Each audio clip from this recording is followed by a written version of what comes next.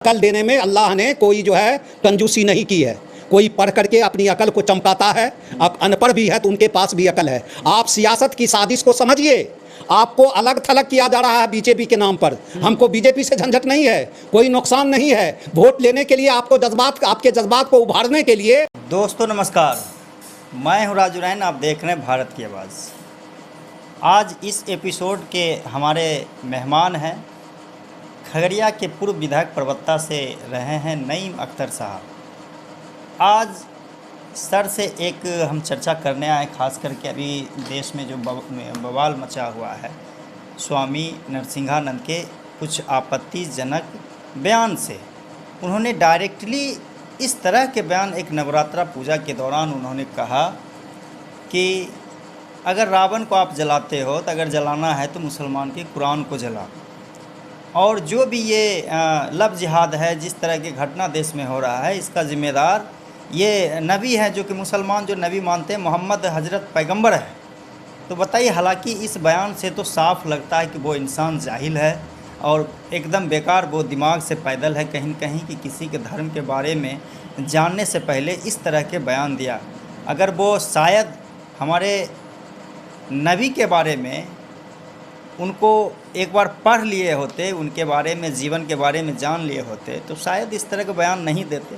लेकिन इस पर हम चर्चा करेंगे सर से कि सर इस तरह के बयान एक बाबा होकर दे रहे हैं, तो इस पर आप क्या कहना चाहेंगे? सबसे पहली बात ये है कि उस स्वामी का जो बयान आया है वो या तो जाहिल है, उसको शायद अपने धर्म का भी ज्ञान नहीं है, जिसे हम हिंदू धर्म कहते हैं। तो उसे इस्लाम धर्म का ज्ञान कहाँ से होगा? उनको पता ही नहीं है हज़रत मोहम्मद सल्लल्लाहु अलैहि वसल्लम की जीवनी का, कि उन्होंने किस तरह से संघर्ष किया बुराइयों के ख़िलाफ़। ख़ास करके महिलाओं पर जो अत्याचार हुआ करता था उस वक्त अरब कंट्री में, बच्चियों को, लड़कियों को जिंदा दफन कर दिया जाता था। और सदियों से ये परंपरा चली आ रही थी, जिस पर उन्होंने रोक लगाई और जिंदा दफन करने से लड़कियों को रोका। तो इनको पता नहीं है, इस पर बहस क्या करना है ज़्यादा। इन्होंने बदतमीज़ी की है।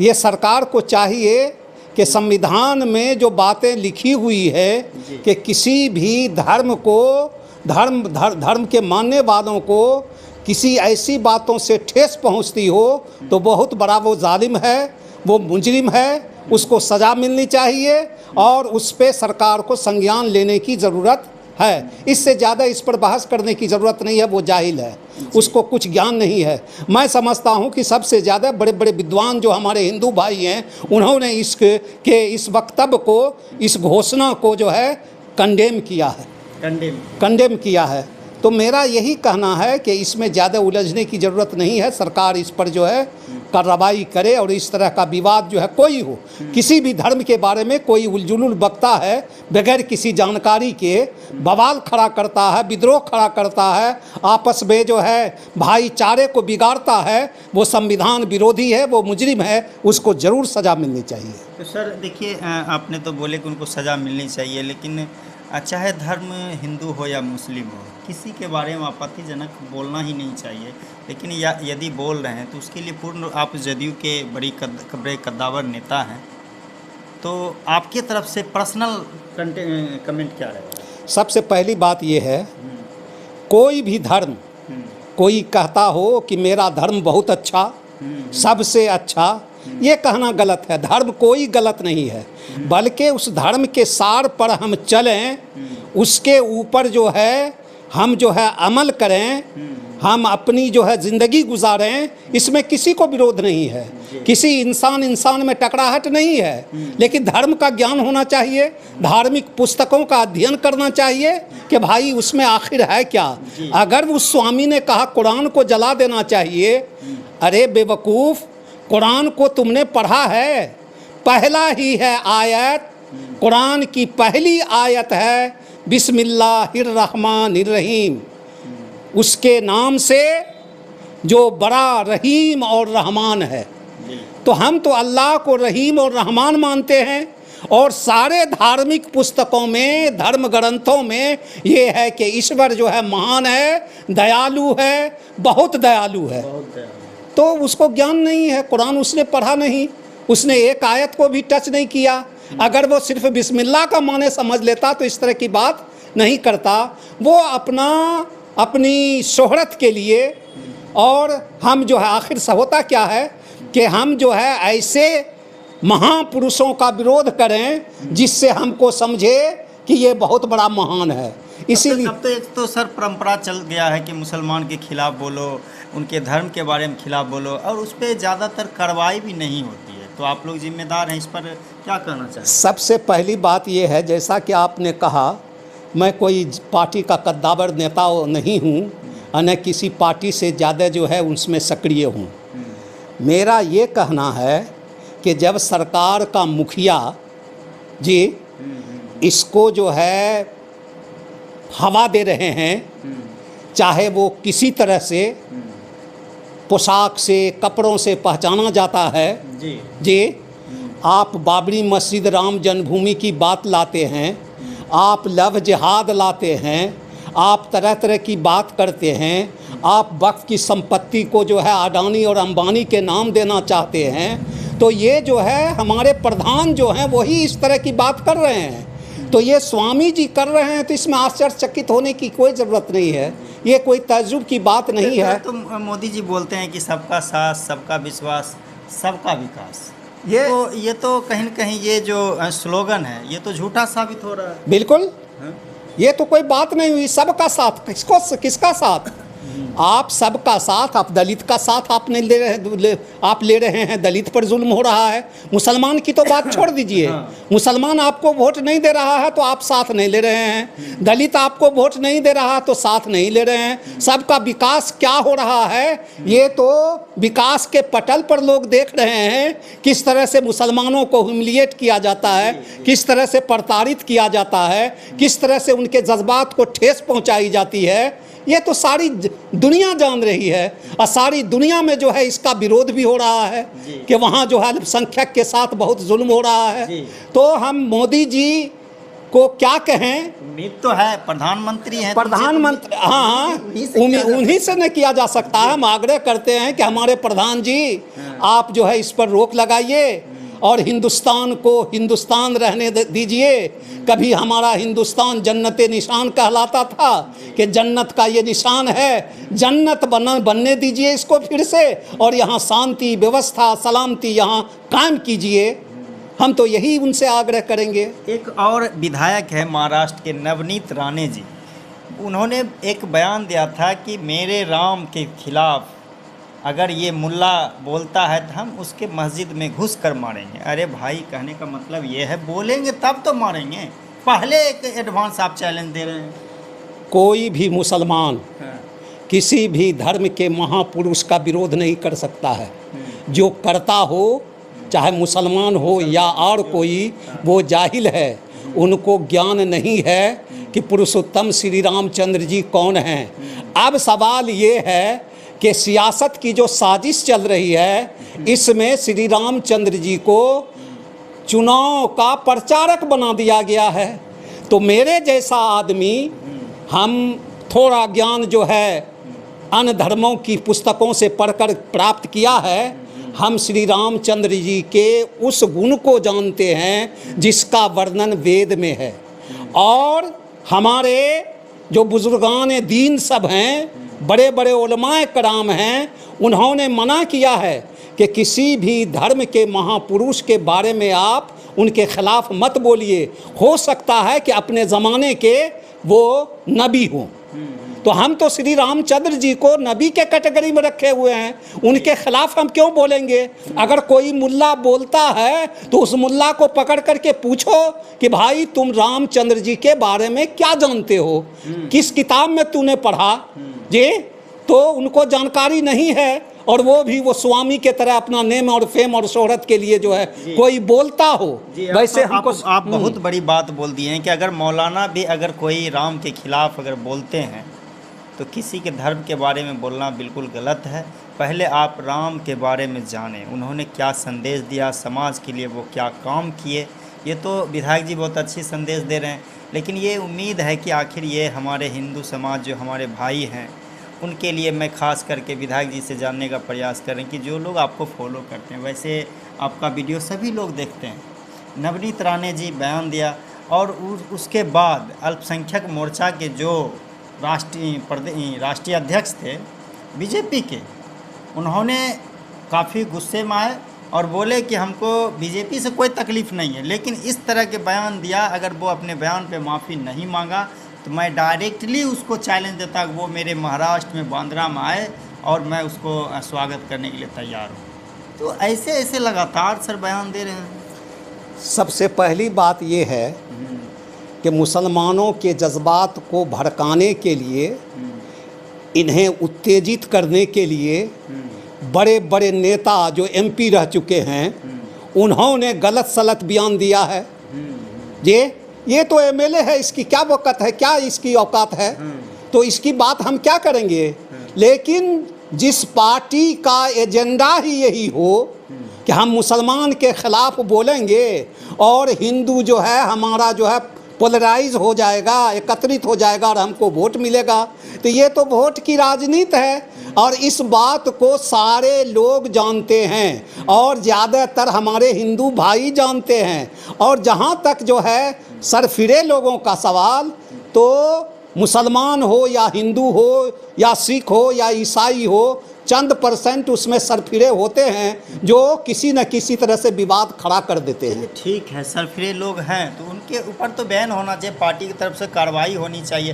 हालांकि नवनीत राणे पर जो है गोपनीय तरीके से कार्रवाई हुई, लिखित तौर पे नहीं हुआ, और उन्होंने मुस्लिम समाज में जाके वो माफ़ी मांग रहे थे कि हमसे जो हम बयान दिए हैं, हमसे गलती हो गई है, हम माफ़ी मांगते हैं, ऐसा वो बोले। हम सर आपसे इसलिए लगातार जो है मुस्लिम समस्या पे पूछ रहे हैं कि आप अकलियत फ्रंट चलाते हैं, मुस्लिम फ्रंट और मुस्लिम जन समस्या पे आप हमेशा बेबाकी बोलते भी हैं, और लगातार आपका एक अल्पसंख्यक आवासीय विद्यालय का भी आप लगातार प्रयास कर रहे हैं कि इस आपके जो कार्य क्षेत्र है पर्वता में आप मांग करें कि वहाँ खुले। तो ये इसलिए मैंने सवाल किया। एक चीज़ और मेरा सवाल है सर कि हाँ, जनसुराज पे सर क्या कहना चाहेंगे। जनसुराज का भी एक बहुत बिहार में चर्चा चल रहा है। चर्चा देखिए, सबसे पहली बात ये है, यहाँ तो पैसे का खेल है जी। पैसा दे करके और मीडिया में जो है अपना प्रचार प्रसार ये कर रहे हैं। प्रशांत किशोर जो बीजेपी के अर्दली थे और उसके बाद हमारे नीतीश जी के हो गए, इतना न पैसा इनको मिला है, फंडिंग हो रही है, ये जो है अपनी पार्टी इन्होंने खड़ा कर दी और ये चाहते हैं कि ख़ास करके मुसलमान को ये टारगेट कर रहे हैं कि मुसलमान को कैंडिडेट को जगह ब जगह खड़ा कर दें। जीतने का तो कोई सवाल है नहीं, वोट तो मिलेगा नहीं, लेकिन कुछ मुसलमान का वोट काट लेगा। तो मुसलमान का जब वोट काट लेगा तो सेकुलर पार्टी जो है जहां 2000-5000 से जीतने वाली है वो कैंडिडेट हार जाएगा और इधर जो है जिसकी हम दलाली कर रहे हैं वो जीत जाएगा। जब जीत जाएगा तो हमारा जो है सक्सेस हो जाएगा, हमारा मंसूबा जो हमारी योजना जो है, यही मकसद है। आपके कहने से भी जो है कहेंगे प्रशांत किशोर बीजेपी से जुड़कर वो काम कर रहे हैं, ऐसा सुनने को मिलता है। अब अंदरूनी क्या बात है, लेकिन ये करोड़ों करोड़ों खर्च जो कर रहे हैं तो इस पर छापामारी क्यों नहीं होती है कि भाई तुम्हारी कोई पार्टी नहीं है, तुम एक व्यक्ति हो, ये अरबों खरबों रुपया जो खर्च हो रहा है ये पैसा कहाँ से हो रहा है। सीबीआई और ईडी का जो है क्यों छापा नहीं पड़ रहा है कि ये पैसा कहाँ से लाते हो। ये जो है हज़ारों तो वर्कर जो है पेमेंट पे रखे हुए हो, आप जाते हो पूरा काफिला जो है उसका सारा इंतज़ाम होता है, ये खर्च जो होता है ये खर्च कहाँ से आ रहा है। तो ये प्रशांत किशोर क्या है, बहुत सारी पार्टी बन के अपने हिंदुस्तान में 100 है, बिहारों में 50 तो होगा जिसका नाम हम लोग नहीं जानते हैं, अपनी अपनी पार्टी बना कर इनके पास। एक सर आप ही का बात मैं फिर से रिपीट करना चाहूँगा। आप एक बहुत बड़ी बात बोले हैं कि हम किसी पार्टी से इधर थोड़ा सा आ जाइए। हम किसी पार्टी से उतना मतलब नहीं है, तो आप अभी फ़िलहाल दल में हैं या नहीं हैं, या जिस दल में हैं उससे क्या, उस पार्टी से उस नेता से क्या संबंध है? अभी बिहार की जो पॉलिटिक्स है उस परिवेश में कोई भी हस्ती ऐसी नहीं है जो बिहार को चला सके सिवाय नीतीश कुमार जी के। नीतीश कुमार जी ही ऐसे शख्स अभी नज़र आ रहे हैं जो आने वाले दिनों में बिहार का बागडोर संभाल करके फिर इसको आगे बढ़ा सकते हैं। इनके काम की गिनती नहीं है, अनगिनत काम है। विकास की तो बात छोड़ दीजिए, जहाँ तक अल्पसंख्यक की बात है, इन्होंने जो काम किया है अल्पसंख्यक के लिए और ख़ास करके मुसलमानों के लिए, मैं समझता हूँ कि आज़ाद भारत में हिंदुस्तान के किसी कोने में, किसी राज्य में इतना अच्छा काम मुसलमान के विकास के लिए नहीं किया है। सबसे पहली बात मुसलमानों के लिए है एजुकेशन। एजुकेशन जो है ये बहुत ज़रूरी है। मुसलमान एजुकेशन में बहुत पीछे हैं अभी भी।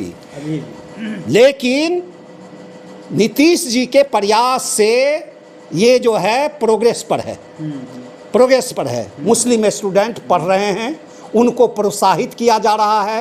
सबसे पहली बार नीतीश जी ने एक योजना चलाई कि मैट्रिक, इंटर और बीए पास करने वाले को 10,000, 15,000, 25,000 रुपया हम मुआवजा देंगे, हम अनुदान देंगे। ये सर अभी ये क्लियर कर दीजिए स्टैंड कि आप राजद में हैं कि जदयू में? हम किसी पार्टी में नहीं हैं। तो तारीफ तो नीतीश कुमार जी हाँ, हम नेता की तारीफ करेंगे। हाँ। अब जैसे हम कांग्रेस में नहीं हैं, हम राहुल जी की तारीफ करेंगे अच्छे काम को, माने उनकी समझदारी को, उनके जो है काम करने के तरीके को, राष्ट्र को, राज्य को आगे बढ़ाने के लिए जो उनका चिंतन है। हम नेतावादी हैं, हम पार्टीवादी नहीं हैं।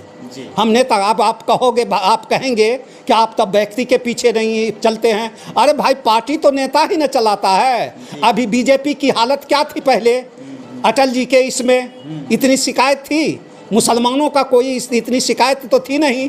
वही बीजेपी है जिसके नेता मोदी जी हैं। ढेर सारी शिकायत हर एक 2 महीना 3 महीना पे मुसलमानों के खिलाफ एक सगुपा ये छोड़ देते हैं या किसी के ज़रिए छोड़वा देते हैं। तो उस पार्टी से मतलब नहीं है। पार्टी का जो वाहक है, उसके नेतृत्वकर्ता जो हैं, उनकी नीति और नीयत दोनों मैच कर रही है या नहीं, इसको देखना पड़ेगा। हम नीतीश जी को देख रहे हैं कि बिहार के नेताओं में सबसे 1 नंबर पे सारे फहरिस्त जो हैं वो नीतीश जी हैं। कैसे हैं? 2024 में जो है मात्र 2 सीट दिए हैं, जबकि पूरे बिहार में मुस्लिम का हिस्सा बनता है आबादी के अनुसार जी, कम से कम 7 सीट जी। तो आपको तो 2 सीट मिला है, तो फिर भी तो 5 सीट बेईमानी हुआ। सबसे पहली बात यह है, पिछले विधानसभा के चुनाव में सीट देने से फ़र्क नहीं पड़ता है। कोई भी नेता सीट क्यों देता है, किसी भी, ठीक है जातीयता है, सब कुछ है, सीट क्यों देता है कि हमारा एमएलए जीत करके आवे। पिछले विधानसभा के चुनाव में नीतीश जी ने 11 मुस्लिम कैंडिडेट को टिकट दिया और एक भी जीत के नहीं आए। मुसलमान ही वोट नहीं दिया, एक भी जीत करके नहीं आए। तो ये शिकायत करना कि नीतीश जी जो है मुसलमानों को हक नहीं दे रहे हैं, तो भाई पॉलिटिक्स में हक नहीं दे रहे हैं तो उन्होंने दिया, 11 सीट दिया। तो क्या कमी है 11 सीट में अगर नहीं जीता, तो इसमें रीजन क्या है, कहाँ कमी रही? इसमें कमी है हमारे जदयू के साथ जो एमएलए हैं या एमएलसी हैं मुसलमान या नेता हैं जो आगे आगे नीतीश जी के भी चलते हैं, उन्होंने इनके काम को प्रोजेक्ट नहीं किया। एक एक काम इन्होंने जो किया है क्रांतिकारी काम है, बिल्कुल जो है काबिले तारीफ है। लेकिन मुस्लिम रहनुमा जो हैं, या तो उनके मुंह में बोली नहीं है या वो जो है बोल नहीं पाते हैं, वो जो है इस काम को प्रचारित कर नहीं पाते हैं। नीतीश जी ने जो काम किया है अल्पसंख्यक के लिए, मैं गिनाने लग जाऊं तो एक किताब बन जा सकती है, किताब बन जा सकती है। लेकिन तेजस्वी जी कह रहे हैं कि हम नौकरी दिए, हम तेजस्वी जी की बात नहीं करेंगे। वो ठीक है, वो भतीजे बन के रहें, उससे मतलब हमको नहीं है। तेजस्वी जी पर हम कोई कमेंट नहीं करेंगे, वो कोई नेता हम नहीं मान रहे हैं उनको। नेता लालू नेता जी को नहीं, लालू जी को नेता मानते हैं, लेकिन लालू जी का चलता नहीं है। अब तो सारा बागडोर जो है तेजस्वी जी को दे दिया गया है। हम उनको नेता नहीं मानते हैं। बताइए। चलिए, देखिए, बहुत जिम्मेदार व्यक्ति हैं नईम अख्तर साहब। इन्होंने कहा कि कोई भी पार्टी या नेता अगर सीट आपको देता है वो जीतने के लिए, तो जदयू ने तो 11 सीट दिया, लेकिन उसमें खास करके जो 11 मुस्लिम सीट दिया तो मुसलमान ही उसको वोट नहीं दिया। ये चिंता करने की बात है। ठीक है, ये समझने की ज़रूरत है मुसलमान भाइयों को, अल्पसंख्यक मुस्लिमों को, कि आपको टिकट या बीजेपी या जदयू कैसे देगी। आपको अगर जहाँ टिकट कम से कम दे रहा है उस सीट को तो आप जीत के भेजाइए, जिता कर भेजाएँ, तभी तो पार्टी को आप पर भरोसा बढ़ेगा। फिर एक टिकट दिया तो आगे दो टिकट देगा। लेकिन जब से 11 सीट हारने के बाद कहीं न कहीं नीतीश कुमार जी को लगा कि हम मुसलमानों को टिकट दिया लेकिन वो हार गए। इस डर से कहीं न कहीं इस 2024 लोकसभा में मात्र 2 टिकट दिए थे। 2 टिकट में वो भी लगभग जो है हार ही गया ना। क्या स्थिति है? हाँ, नहीं, वो तो खैर, वो तो चलिए 2 टिकट दिए थे तो वो हार गया। तो चलिए सर, 2025 का विधानसभा चुनाव के बारे में क्या कहना चाहेंगे? इस बार 2025 में फिर किसका लहर होगा? लहर तो किसी का नहीं होगा, लेकिन नीतीश जी फिर बहुमत में आएंगे। लेकिन मैं मुसलमानों से कहना चाहूँगा कि आप सियासत को समझिए। ठीक है, आपकी नफ़रत बीजेपी से है जी, आप लड़ नहीं सकते हैं पॉलिटिकली। आपकी न कोई ख़ास पार्टी है, न कोई वैसा नेता है हिंदुस्तान में जो बीजेपी के नेता से डायरेक्ट जो है सियासी तौर से लड़ सके, बात कर सके, लड़ सके। और ये जनतंत्र है। ये सब कौन है? महमूद मदनी, अरशद मदनी, ये तो मुसलमान के कहते हम रहनुमा हैं। हम मुसलमान को देखते हैं। ये न तो मजहबी रहनुमा हैं और न ये सियासी रहनुमा हैं। अगर मजहबी रहनुमा होते तो इतना फ़िरका नहीं होता। अगर मुसलमानों का दुख दर्द होता तो इनको सिर्फ मदरसा दिखाई पड़ता है।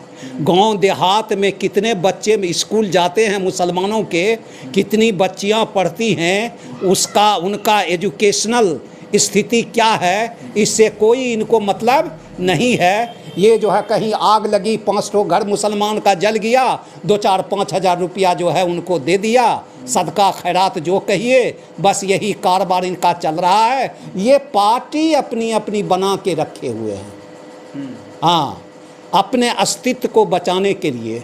और मुसलमान जो है धर्म के नाम पर उनके पीछे दौड़ पड़ते हैं। इसलिए कि हमारे गांव के मौलवी मुल्ला मौलाना जो हैं उसके सदस्य हैं, मस्जिद में तकरीर होती है, हाँ, उनके सदस्य की तकरीर होती है, वो जो है गुणगान गाते हैं। बेचारा मुसलमान सीधा सपट अनपढ़ बेचारा वो समझ जाता है कि यही मेरा रहनुमा है। तो भाई रहनुमा आपको यहाँ के लिए नहीं मान रहा, उसको तो फिक्र है आखिरत की। ये तो बहुत बड़ा बात आप बोल दिए कि उनके लोग हैं जी, जो उन्हीं की गुणगान करते हैं, उन्हीं की बात बोलते हैं, लोगों को मोबिलाइज करके रखते हैं। और जो हकीकत दुनिया है उससे कहीं न कहीं इस समाज, अल्पसंख्यक मुस्लिम समाज को दूर रखा जा रहा है। ये तो बहुत बड़ा एक तरह से कहें कि समाज, अल्पसंख्यक समाज के साथ एक धोखा हो रहा है। जी बिल्कुल। सबसे पहली बात हमने कहा कि मुसलमानों के अंदर, आम मुसलमानों के अंदर अल्लाह ने अकल सबको दी है। अकल देने में अल्लाह ने कोई जो है कंजूसी नहीं की है। कोई पढ़ करके अपनी अकल को चमकाता है, अनपढ़ भी है तो उनके पास भी अकल है। आप सियासत की साजिश को समझिए। आपको अलग थलग किया जा रहा है बीजेपी के नाम पर। हमको बीजेपी से झंझट नहीं है, कोई नुकसान नहीं है। वोट लेने के लिए आपको जज्बात, आपके जज्बात को उभारने के लिए वो तरह तरह की बातें करेंगे और हिंदू वोट को एकत्रित करने के लिए वो साजिश भी करेंगे। उस पचरा में आपको नहीं पड़ना है। आप सियासत की साजिश को समझिए। आप ये समझिए कि हमारी कौम के लिए, हमारी मिल्लत के लिए कौन नेता जो है काम किया है या काम करने वाला है, उस पार्टी को आप मजबूत कीजिए, उस पार्टी के उम्मीदवार को आप वोट दीजिए और बाकी सियासत के पचड़े में मत पड़िए।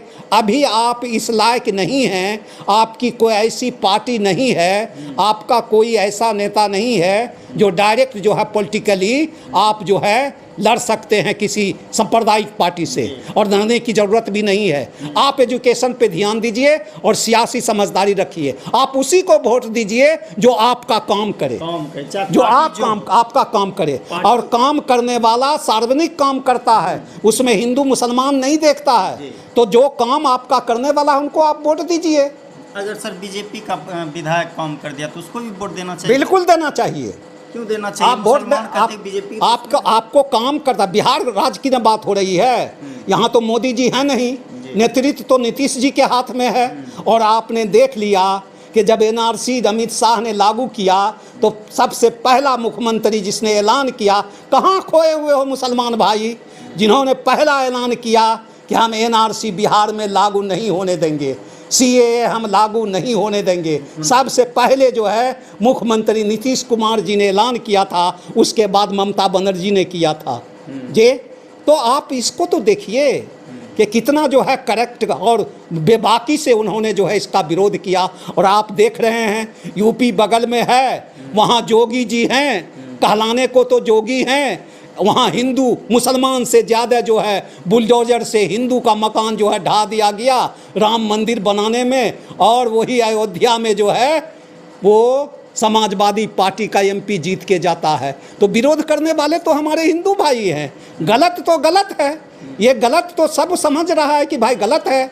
और बिहार में जो है न मॉब लिंचिंग, न लव जिहाद के नाम पर मुसलमानों को हैरास किया गया, न और किसी तरह की बात हुई। जो चंद गुंडे जो होते थे सांप्रदायिक क्या, वो जो है बीजेपी के नेताओं के कहने पर जो उलझुलूल बकते थे वो बंद है। यहाँ तो किसी का चलने नहीं दिया, यहाँ तो नकेल कस के रखा। और नीतीश जी ने कहा कि सेकुलरिज्म दिखलाने की चीज़ नहीं है। हाउस में कहा था उन्होंने कि सेकुलरिज्म जो है ये दिखलाने की चीज़ नहीं है, ये अमल से जाहिर होता है, ये जो है हमारा कार्यकलाप जो है उससे जाहिर होता है। और उन्होंने अपने कार्यकलाप से ये सिद्ध कर दिया कि हम मुसलमानों के भी उतने ही हैं जितने दलित के हैं, जितने पिछड़े के हैं, जितने हम अति पिछड़े के हैं। और मुसलमानों के लिए तो उन्होंने जो काम किया है उसकी गिनती नहीं है। हमने कहा कि अनगिनत काम है। सबसे पहले नीतीश कुमार की बिल्कुल तारीफ करते जा रहे हैं। तारीफ तो करेंगे, हम तो तारीफ करेंगे ही। आप भक्त हैं? नहीं, आप परम भक्त हैं आप नीतीश कुमार जी के? परम भक्त नहीं, हम परम भक्त नहीं होते हैं हम किसी नेता के, लेकिन जो काम करेंगे उनके हमसे तो मुलाकातों जो है साल में एक आध बार होती है कभी कभार। हम तो मिलने के लिए भी नहीं जाते हैं।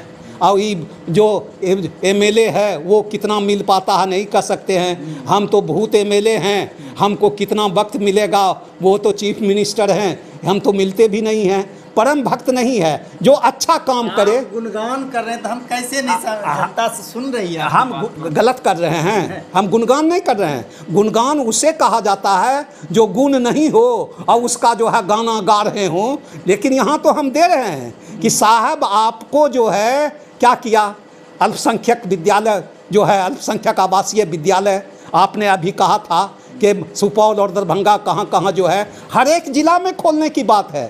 हर एक ज़िला में ज़मीन चाहिए 5 एकड़ ज़मीन, 5 एकड़ ज़मीन चाहिए। तो उसके लिए वक्फ की ज़मीन जो है ज़िला में खोजी जा रही है। अपने खगड़िया ज़िला में 5 एकड़ ज़मीन जो है मुस्कीपुर छोड़ करके कहीं नहीं है। ये जो है आपका वक्फ एस्टेट मुस्कीपुर, यहाँ जो है सैकड़ों 100 से ज़्यादा एकड़ ज़मीन है, जहाँ पर हॉस्पिटल, जहाँ पर यूनिवर्सिटी, अल्पसंख्यक आवासीय विद्यालय खोला जा सकता है। लेकिन इसके पूर्व के मुतवल्ली जो थे उन्होंने वक्फ को छुपा दिया और अपनी निजी संपत्ति बना ली। इसीलिए जो है हमको ट्रिब्यूनल में जाना पड़ा और ट्रिब्यूनल में अभी केस चल रहा है। उन्हीं पर ये आरोप सर लगा रहे हैं जो वक्फ के रहबर थे, जो उनको देख रेख करते थे। सर का ये आरोप है कि कहीं न कहीं वो निजी संपत्ति बना लिए थे और उसका जो सही इस्तेमाल होना चाहिए, समाज के लिए मेडिकल खुलना चाहिए, यूनिवर्सिटी खुलना चाहिए, लेकिन उन्हीं के द्वारा इस चीज़ को छुपाया गया। अगर वो जागृत करते आज तो शायद इससे पहले भी बन सकता था। लेकिन ऐसा वो होने नहीं दिया। तो आप समझिए वो कैसे लोग हैं। तो सर देखिए लगातार जो है बोल रहे हैं कि जो है नीतीश कुमार जी मुसलमान के लिए काफ़ी काम किए हैं, तो इसलिए हम उनका नाम ले रहे हैं। जो काम करेंगे तो नाम लेना चाहिए। और मुसलमान को ये भी कह रहे हैं कि जो आपका काम करे, जो आपका ख्याल रखे, आप उसको वोट दीजिए, दिल से वोट दीजिए, उसे मन से उसको समर्थन कीजिए। और चलिए इसी शब्दों पे लगातार जो है सर अपने समाज के बारे में बात रखे, एक शब्द तो बात रखे। और अब मैं एक सवाल और करना चाहूँगा, स्थानीय मुद्दा है। और हमेशा देखते होंगे कि जमात के जो साथी जाते हैं वो हमेशा दावत यही देते हैं कि हम सब मुसलमान भाई हैं, मुसलमान हम सब भाई हैं और हम लोग को दुनिया में बड़ा कीमती बनाया गया। और हम लोग अगर दीन का खिदमत करेंगे, नमाज़ पढ़ेंगे, रोज़ा रखेंगे और जो समाज का काम हम करेंगे तो इंशाअल्लाह हमको इससे 10 गुनी बड़ी जन्नत मिलेगी। तो बिल्कुल सही बात है, आप दावत दे रहे हैं, लेकिन क्या सिर्फ जमात नमाज तक ही भाई है, या उनके घर में समस्या आ गया या उसके ऊपर कोई आपदा आ गया या कोई परेशानी आ गई तो उस वक्त भी भाई है? तो सर से मैं पूछना चाहूँगा, सर क्या नमाज तक ही वो जमात के लोग भाई होते हैं क्या? सबसे पहली बात तो ये है कि नमाज उसूल दीन में नहीं आता है, ये फ़ुरूए दीन है, शाखा कहिए आप। नमाज हम पढ़ते हैं, हम 5 वक्त मस्जिद में जाते हैं, जमात के साथ पढ़ते हैं नमाज, तो उसकी एक फ़िलॉसफ़ी है, उसका एक दर्शन है। हम जा कर के देखते हैं कि हमारे भाई कैसे हैं, किस दुख में हैं, किस तकलीफ़ में हैं, इबादत भी करते हैं अल्लाह की और अपने भाइयों से मिलते भी हैं। ये बेहतरीन इबादत है, खिदमत खल्क जिसको कहते हैं आप, समाज सेवा, ये बेहतरीन इबादत है। ये नमाज जो है मस्जिद में टक्कर मारने का नाम नमाज नहीं है, नमाज पढ़ना नहीं है, नमाज कायम करना है। कायम नमाज जो किया जाता है, सबसे अंदर हमारे अंदर जो त्रुटि है, हमारे चिंतन में, हमारे कार्यकलाप में हम ये देखेंगे कि वो चाहा जाता है जी, वो उस नमाज से हमारे अंदर कितना सुधार हुआ। फिर जो हम जमात में पढ़ते हैं तो हमारे समाज में कितना सुधार हुआ। सबसे पहले कुरान में है कि नमाज जो है ये बुराई को दूर करती है, हर एक तरह के जोर जुल्म को जो है दूर करती है। हम अल्लाह के सामने जो है अपना जो है माथा टेकते हैं, सजदा करते हैं, हम किसी जालिम के सामने हम अपना जो है सर नहीं झुकाएंगे। यही फ़िलॉसफी है नमाज की। नमाज को समझाने की ज़रूरत है, ये समझाते नहीं हैं। नमाज पढ़ो, नमाज पढ़ो, नमाज पढ़ो, भाई क्या पढ़ो, नमाज पढ़ो जे वो खुद नहीं जानते मेरे ख्याल से लगता नहीं। देखिए मैं इसलिए ये सवाल किया, अभी एक घटना खगड़िया में हुआ, मुसलमानों के साथ जो है एक अपराधी ने हत्या कर दिया। तो मैंने इसलिए सवाल किया कि उनको क्यों नहीं आप उनसे मिलते हैं, वो भी मुसलमान हैं, उनसे उनके परिवार से मिलना चाहिए, उनके साथ दुख दर्द को बांटना चाहिए, लेकिन ऐसा होता नहीं है। तो आप ज़रा समझिए, तो आप नमाज तक ही सीमित हैं कि समाज में जो हो रही समस्या पर भी आप साझा करने के लिए तैयार हैं? तो मैंने सर से इसलिए पूछा कि ये समाजसेवी हैं, बहुत पुराने नेता हैं, सबसे बड़ी बात हम लोग को सीखने के लिए सर से मिलता है, तो इसलिए मैंने इस बात को इस वीडियो में रखा। तो सर ये कुछ लोग इस बात को बाहर खुल के ज़िंदगी जीना नहीं चाहते। हमको तो ऐसा लगता है कि यार नमाज को सिर्फ मस्जिद तक ही सिमट के रख दिया। सबसे पहले हमारे मजहबी रहनुमा जो हैं, ये तो दीन क्या समझाएंगे, दुनिया भी नहीं समझा सके। इन्होंने दीन और दुनिया को अलग कर दिया। ये आखिरत की बात करते हैं, ये गैबत और गैब की सिर्फ बात करते हैं, ये जन्नत का पोस्टर दिखलाते हैं, दोजख से डराते हैं और डरा डरा के मुसलमानों को नाउमीद करके रख दिया है। आप कब्र में जाओगे वो अजदहा होगा, इस तरह से आपको जो है बिच्छू डंक मारेगा कि 70 गज जो है नीचे चले जाओगे। डरा डरा करके मुसलमानों की हिम्मत को चूर करके रख दिया है कि अल्लाह जो है बहुत बड़ा कहर करने वाला है, काहिर है, बहुत जुल्म करने वाला है। यही बतला रहे हैं मौलवी लोग।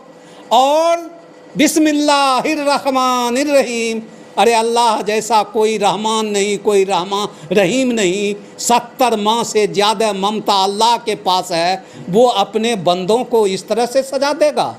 आपको जो है उम्मीद जगाना चाहिए, नेकी करो, नमाज भी पढ़ो, रोज़ा भी रखो, हज भी करो, ज़कात भी दो, सब कुछ दो, सामाजिक खिदमत खल्क करो, समाज सेवा करो। सबसे बेहतरीन इबादत जो है भूखों को खाना खिलाना है, प्यासा को पानी पिलाना है। यही सबक हमको दिया है हज़रत हुसैन अलैहिस्सलाम ने, यही हमको सबक दिया है अहले बैत ने, यही सबक दिया हमारे सरवर कायनात रसूल सल्लल्लाहु अलैहि वसल्लम ने कि आप उसमें मत देखो कौन हिंदू है, कौन मुसलमान है, कौन सिख है, कौन ईसाई है। वो मुसलमान है, एक तो दीन के आधार पे, धर्म के आधार पर तुम्हारा भाई है, और एक जो है इंसान होने के नाते तुम्हारा भाई है। जैसा कुरान में कहा गया कि ऐ इंसानों, हमने तुम्हें एक बाप आदम अलैहिस्सलाम और बीबी हव्वा से ये दुनिया का जो है इंसानों की संरचना हमने की है, तो इंसानी हैसियत से तो वो हमारे भाई हैं।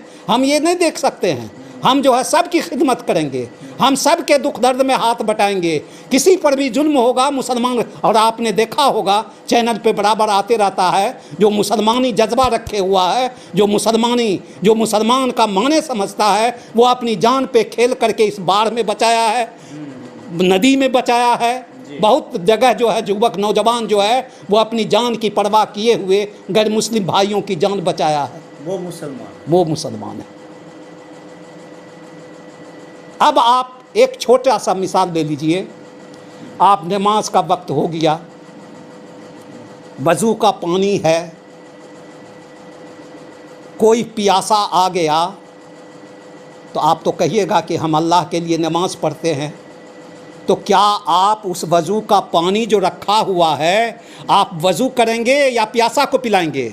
सबसे पहले आप प्यासा को पिला दीजिए वो पानी, वरना आपकी नमाज नहीं होगी उस वज़ू से, उस पानी के नहीं होगी।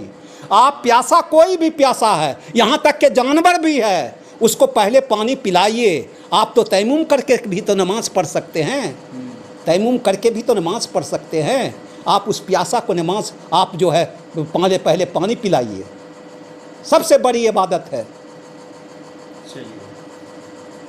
चलिए आपसे बात कर रहे थे नईम अख्तर साहब, जो पूर्व विधायक हैं, परबत्ता से रहे, और बड़ी ही बेबाकी अंदाज में इन्होंने समाज की बात रखे, सियासत की बात रखे, सियासत के बारे में मुसलमानों से ये अपील करते हुए कहे कि सियासत से जुड़िए, सियासत की जानकारी रखें, सियासत के बिना ज़िंदगी अधूरी है।